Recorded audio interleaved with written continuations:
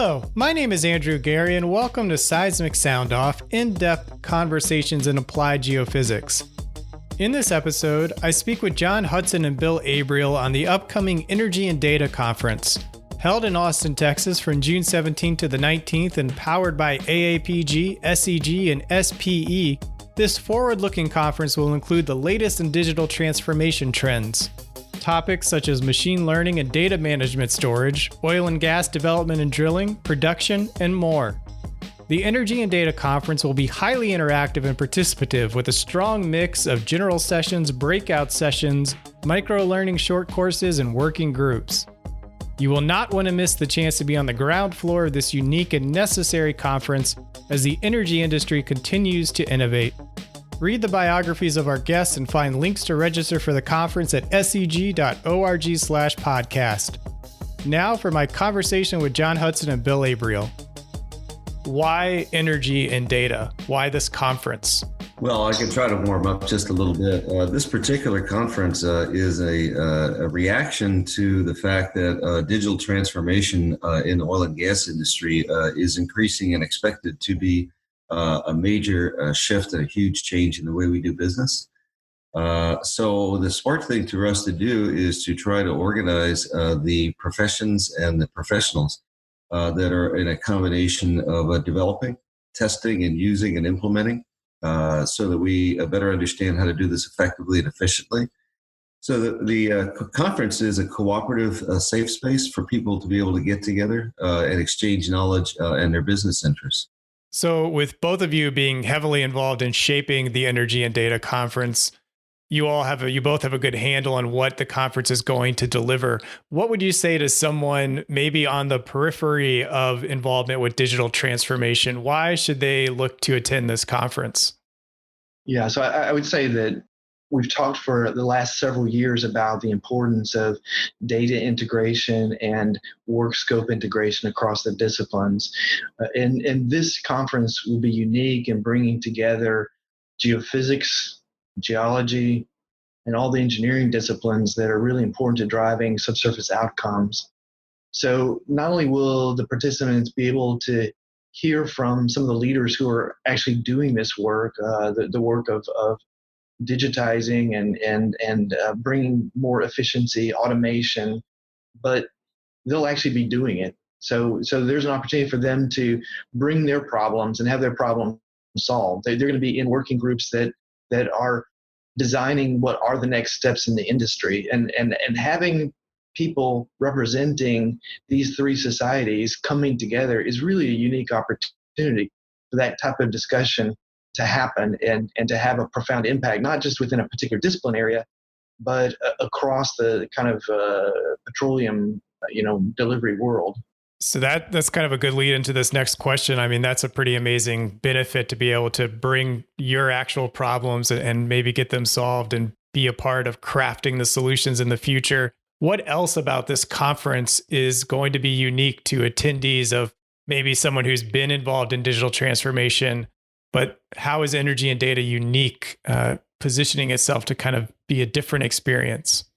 So uniquely, the important thing, I think, is that it's the confluence of these three very large professional societies. We are the most connected of the three organizations in the industry. And if you put all of that together, I really don't think that there's any other way that you could collectively get all of the folks focused on the high-end issues and also be sure that you've got adequate knowledge about all of the things that need to take place unless you're tapping into everybody. And there really is no other way to get everybody than to get everybody together. So we're looking at some unique ways of trying to deliver value at the conference instead of only having simultaneous tech talks, which is good. But I think that I'd like to hold on just a little bit before we talk a little bit more about those deliverables. Yeah, and just building on that, I would say that we know already from the people that have been involved so far that it's going to be a very interesting mix of people. So we're going to have people from the major international oil companies, from major NOCs, from small and large independent operators, from service companies, both in the industry, some well-known long-time players in the industry, but also some of the people that are shaping some of the transformation that's happening in other industries, and in the technology areas, in IT, but in other industrial areas as well. So I think if you look at the people that are going to participate in this, it is an opportunity to see that broad transformation that we're targeting. And you both have mentioned this of how this conference is a collaboration across these three geoscience professional organizations. How is this particular topic able to impact and be of interest across organizations as wide as AAPG, SPE, and SEG? Well, that's really an interesting question, Andrew, but it's actually not that difficult to sort out because you really can't separate geophysics, geology, and engineering when you do anything in our business. Let's just talk about the value chain of, first of all, doing exploration work. The second you think you've got some concepts of what you're trying to accomplish, you need the geophysics in order to see, you need the geology in order to think, and you need the engineering in order to evaluate. And then the second you get into drilling, right, then your physical process of drilling is critical.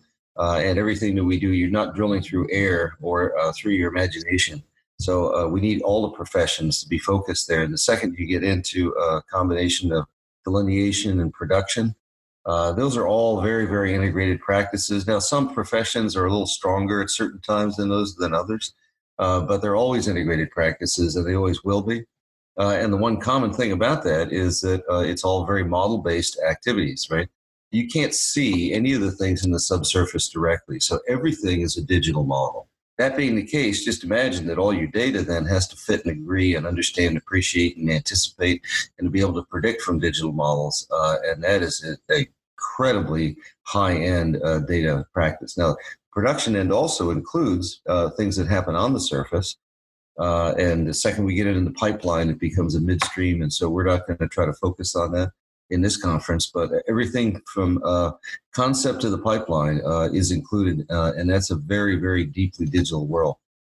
Yeah, I like a lot of what Bill was saying there. I would just add to that there are certainly opportunities in each of these specializations to improve on what we're doing, to continue to evolve the discipline kind of techniques that we're using.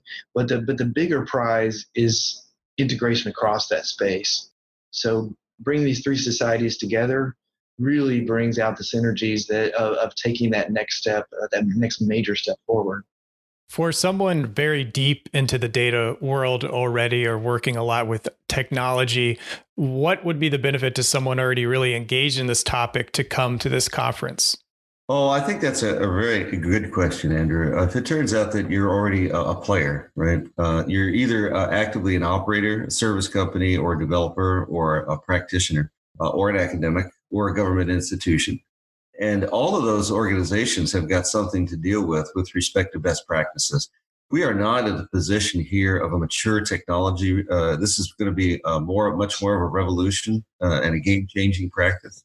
And that being the case, we're rising on the curve here of what we're going to accomplish in technology.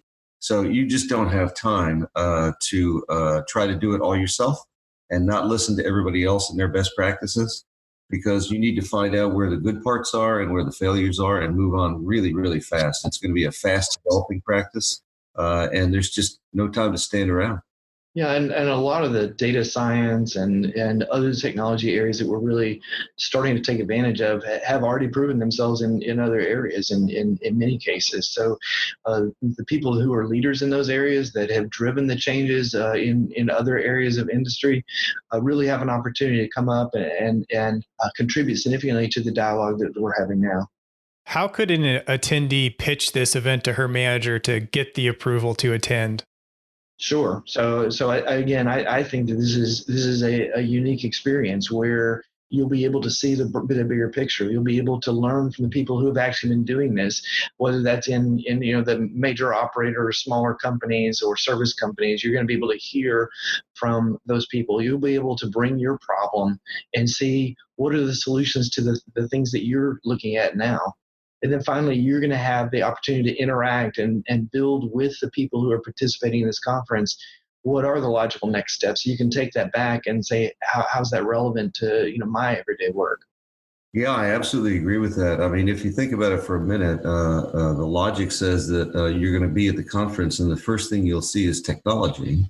And this will be some technology that you may know, but technology that probably you haven't seen because it's supposed to be emerging and breaking. And then secondly, the techniques, how are you going to apply this, right? And then the workflows, which, as John points out, is something that you're trying to accomplish with respect to integration. Also, and importantly, one of the things that we're focused on is trying to deal with the issues of behaviors, old practices that you may have used for mechanical workflow practices in the past just may not work in an emerging, quick moving technological environment. So it's critical that people understand something about how best to get it done from their behaviors. But in addition to that, the question is, what sort of business opportunities are you going to have when you're there? And the first thing, of course, is new knowledge. And you take this new knowledge and you go back and you can directly apply it, right? Or you can develop with it. You're focused on the advancement of technology. And of course, you get the connectivity. By being there in that place, right, you're going to automatically connect with huge numbers of people that you simply are not going to be able to connect otherwise. You just can't get on the phone and the email chain and expect to get that sort of connectivity. So it becomes an efficient marketplace. For people that have problems. They can show people that can solve those problems. Some people can solve them. Some people will work on them. And all of the things that you need to do in your business, right, means you're going to be connected into a very efficient marketplace of new knowledge. And my last question for both of you, in 1 to 2 sentences, what would you like to say to attendees of Energy and Data? I think the first thing I would say is come be a part of the discussion that's going on here.